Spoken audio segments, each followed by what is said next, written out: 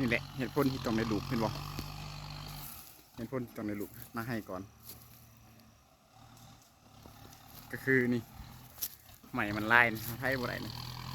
เวลาไทยเนี่ยยับใหม่เนี่ยบุขึ้นเนี่ยรถเนี่ยเราก็ต้องจะเป็นต้องในลูกมาให้ก่อนลูกให้มันกินเกี้ยงเราจะคอยไทยได้บุสันแบบเกิดมื่นมันไทยบุขึ้นคอยบุขึ้นแล้วก็เห็นให้เสียเวลา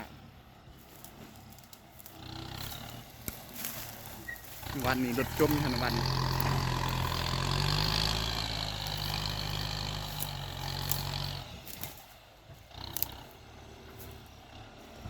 ไอ้มนุษย์กูประเสริฐดินงามออกคนละตีพอแล้วพอแล้ว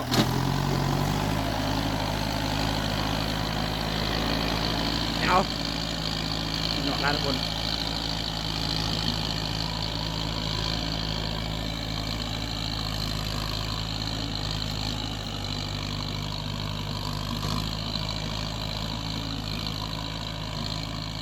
คนย่างมื่นนะ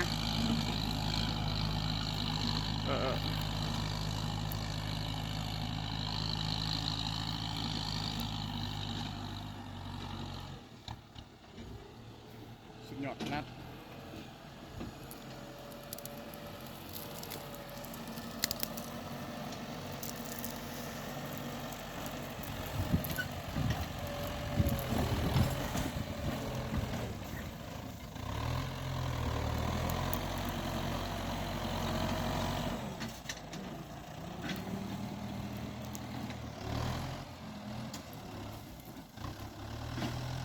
สั่นบุสั่นให้หูไปเบิ่งนี้แหละ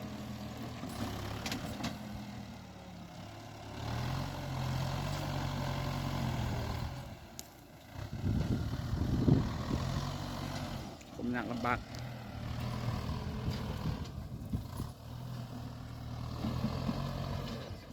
ใช่บ่ลุมมันเป็น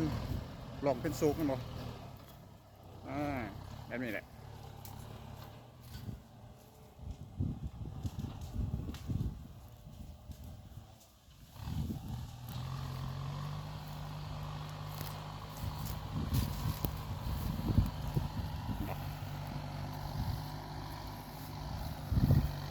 พายไปตลดขึ้นมา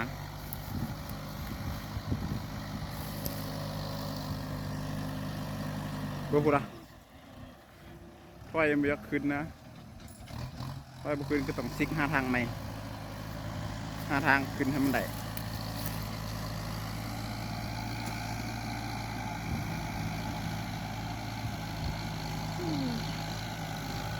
หย่อนลายอันนี้ก็คือขั้นตอนการหลุดนะให้ด้วยนี่เด้อขั้นตอนไทยเด้อครับเบิ่ง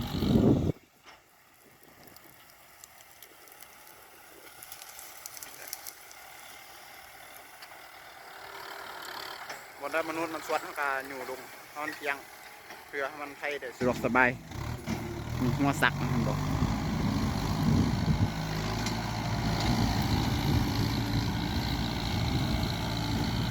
สุดยอดลายโอเคอันนี้ก็คือขั้นตอนหลุดนะให้ทุกคนสบายหาเบิ่งตอนไทยกัน